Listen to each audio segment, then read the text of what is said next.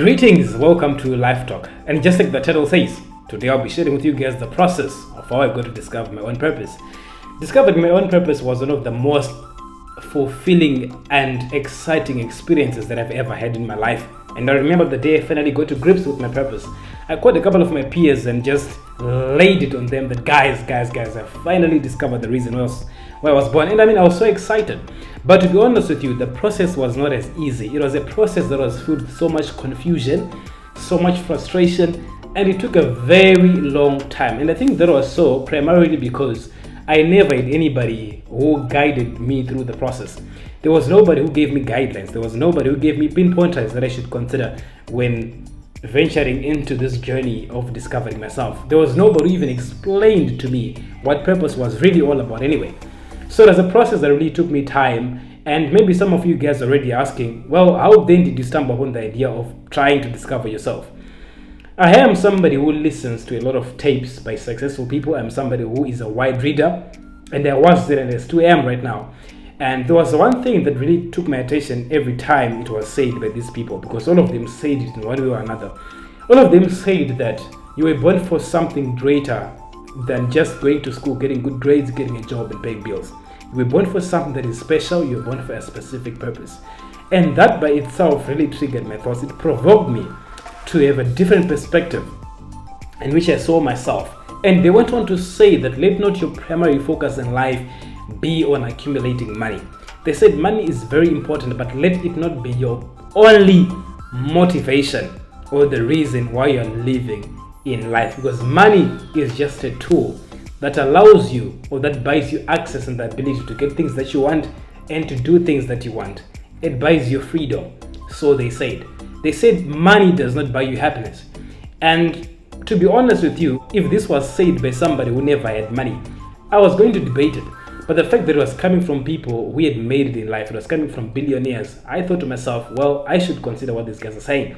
So all this, it really caught my attention, and I thought, well, I need to discover this special thing that really sets me apart, this thing called purpose. So yeah, that was the beginning of it. But fortunately, it was just after I discovered and identified my gift, which is in public speaking. And I thought that was going to be much easier, but it was not, because I didn't know how to discover my purpose. I literally ran away from this side of public speaking and went on the opposite direction. I wanted to search somewhere because I had a different perception of what I thought purpose was all about. But funny enough, when I was doing some researches, I discovered something that they said that your gifts and your passions help you to fulfill your purpose. So they required me to identify those things. But already I had my gift, right? And it was something that was already giving me satisfaction and fulfillment. But for some reason, I do not know why, I was not considering it. But every time I spoke, I always felt a sense of satisfaction. I always felt a sense of fulfillment and happiness every time I spoke to people. And I was so much in love with the feeling of being satisfied and being fulfilled to the extent that I sought for opportunities to speak everywhere I went. Could it be in school? Could it be in church gatherings? Could it be in youth gatherings? Whatever function that was there, as long as an opportunity for somebody to say something was presented, I was one of the first people to speak because I loved the feeling so much. Little did I know that I was really passionate about transforming other people's lives. And already this gift, I knew that I had this gift already. But for some reason, like I said, I was neglecting this side in trying to pursue something else, thinking that my purpose is not in this area. But as time went on, I learned something that was really profound. I learned that life really speaks to you. Oh, this was a very long process, and I'm just trying to brief it. But I learned that life really speaks to you, and you have to pay attention to what life says to you. Otherwise, if you don't pay attention, you can easily lead yourself astray. I had so many people who came into my life, random people. Let me make that clear. It could be when I was using public transport. I was on a bus and then somebody was sitting next to me. They just, all of a sudden, they open up. They start asking for advice. How can I do this? How can I do this? How can I do this? And I started helping them. And every time I got off the bus, I would reflect on the conversations that I had when helping other people. And I was very much excited. I felt a sense of contribution. So every time a lot of people, strangers, came to me and then they just opening up. And during those days, it never really made sense to me. I just thought maybe I'm just helping people. People are just coming to me. I don't know what they saw in me. And guys, I'm telling you, even some elderly people, way elderly people that I respect, would come to me, and I always wanted what they saw in me. But still, I was not paying attention to what life was telling me. I was still doing exact opposite. In as much as I love doing this, but I was not really considering it in terms of my purpose. But I also learned that there are people that are going to tell you things in life that are really going to direct you to your purpose. I've heard a lot of people who said a lot of positive things in my life, not because they just wanted to support me, but because they had identified something that was unique in me. I remember even in high school, when I used to speak at my former school, even after the time I finished school, I used to get invited back to speak at the school. And there was this female teacher who was there, and I will never forget her words. And her words was the same for the 2 years I knew her. Every time after speaking, she would always come to me and then she would say, Anesu, you are really good at this, This is something that you should consider. I don't know what you want to pursue in life, but I feel like you affect many people if you really consider this side as well. Those were your words.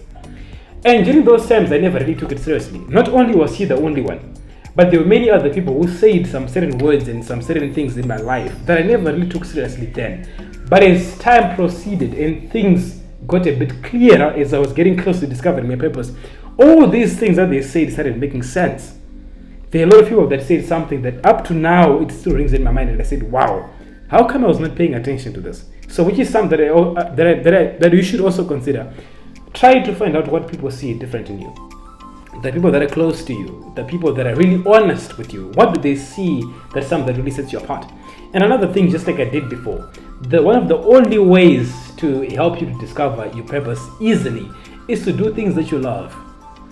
The process becomes way easier. You do not have to find your purpose there and there, but the moment you give yourself to the things that you love, and then you dedicate yourself to doing what you're really passionate about and what you're gifted in, you will see that the process becomes easy. As time proceeds, you tend to realize that, wow, I could actually do something way bigger in this area. I could use my gifts and my passions to actually be a solution to a certain problem that is existing. So that's what I did. But the process still went on. And at some point in time, I came across a certain gentleman who said to me something that was almost similar to what the teacher said. And remember, all these people that were saying things to me, all of them were leaning in the same direction. Some, of course, it was about speaking, but some of it was way greater than just speaking, which is what I then got to find out that, well, this is the thing. But I remember last year on my book launch, my dad said something that really took me by surprise. I was not expecting him to say that, and it really now started making sense why he would always say some certain things for the past 5 years. My dad said that, Anesu, I knew you were going to be a speaker, but I knew you were going to be a different speaker.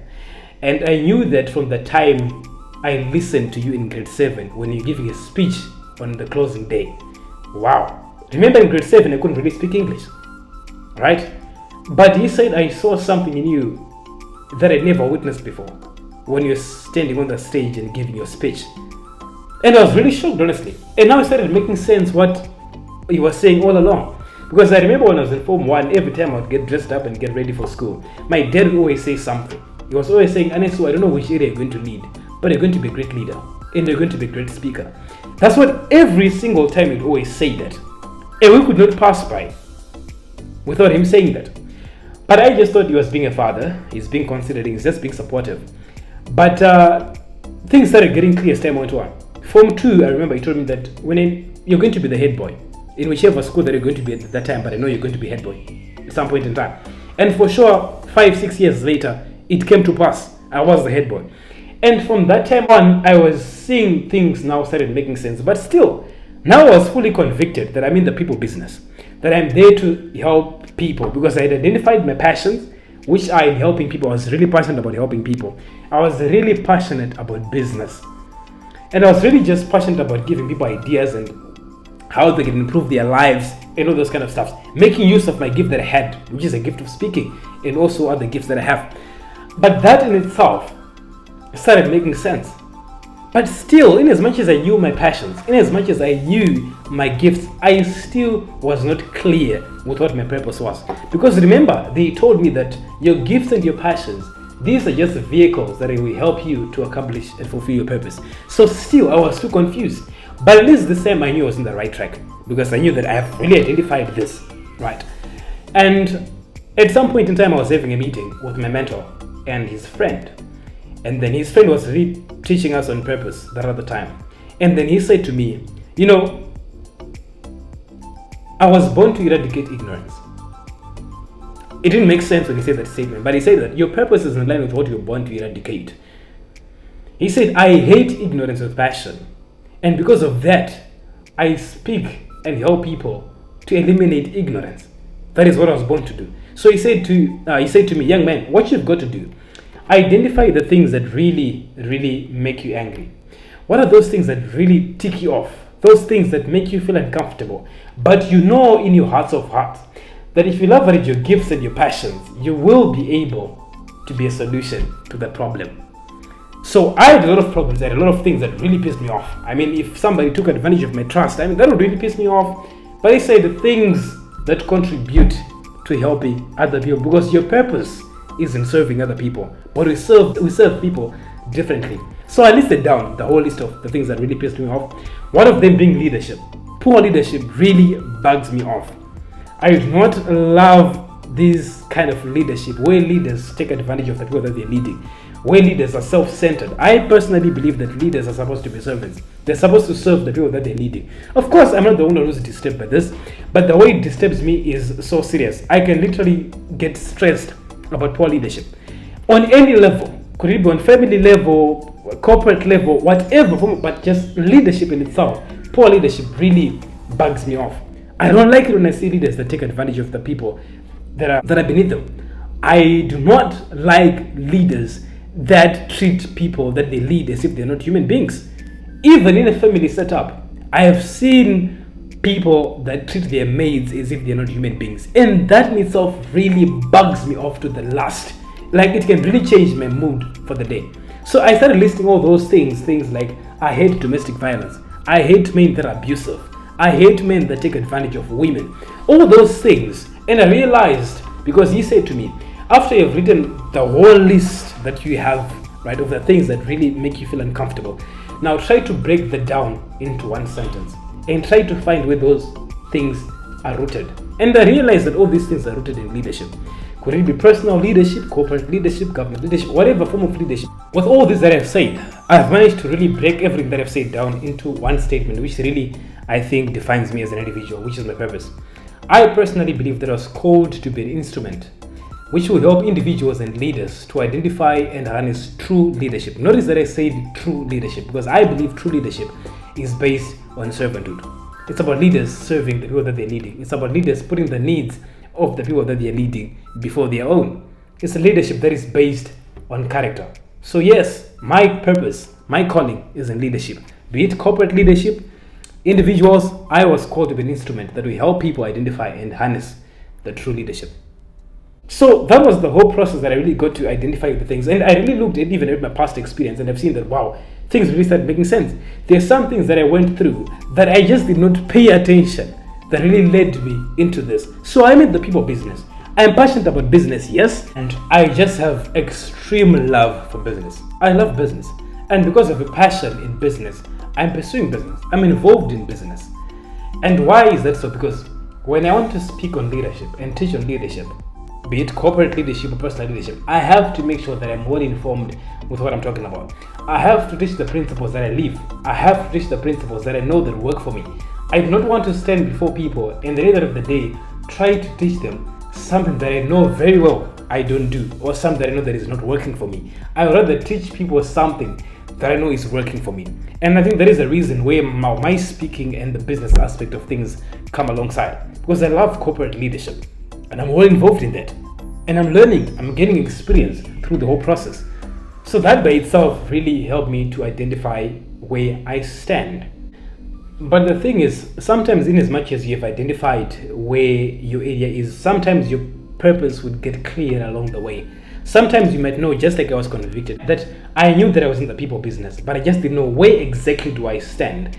But when you're giving yourself to the process of discovery and the process of doing things that you love, you see that with time, things will narrow up and you get to know where you want to go. And another thing that really got me thinking was that I was told by one of my mentors as well that, think of the things that you really wanted to do when you were young. Because when you were young, you were not really influenced by people's opinions. That when you were young, you always presented yourself with authenticity. You never were influenced by other people's opinions. And try to think of the things that you wanted to do when you were young. those things can give you a clue, but not for everyone. But sometimes if you consider those things, they could really give you a clue. And I was really shocked by that, because when I thought when I was young, ever since I was young, I never had a career in mind. I never had a job in mind. All I wanted to do was to help people. And it still shocks me up to this day. I've got to grade 7 without knowing what job I'm going to do. All I knew was that I wanted to help people. I didn't know how I was going to help people, but I knew that I just wanted to help people. I just want to make the lives of other people better. That's what I just knew. And it was only until when I go to high school that I was influenced to study for mining engineering. I wanted to study subjects that would then allow me to do mining engineering. I passed the subjects, but even if when I passed after my A level, I still was not convinced. I knew that I'm in the wrong area. Yes, I passed, people were happy, but still I knew that this was not my area. And then with the process of trying to discover myself, that's when when things started making sense. That wow, my way of helping people was through speaking. This is my area of helping people. Of course, I have a deep interest in philanthropy, but still, the fact that I really got to identify the area which I'm supposed to help people.